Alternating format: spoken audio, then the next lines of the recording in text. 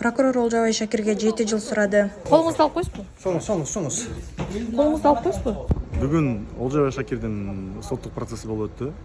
Биз материалдарды изилдеп, ал жерде тергөө тарабынан тиркелген 1-2 видеону көрдүк. Анан жарыш сөзгө өттүк. Тергөө тарабынан жанагы эксперттердин корутундусу бар да.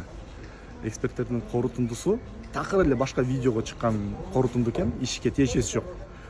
Иш материалдарды биз изилдеген 2 видеодо Олжабай Шакирдин такыр эле башка 2 видеосу тиркеп коюптур.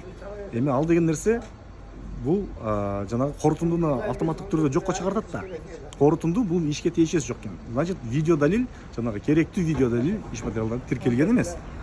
Сот мыйзамга ылайык ал соттук материалдардан тышкары чыга албайт.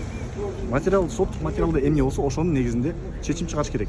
Ошонун негизинде биз Олжабай Шакирдин күнөөсү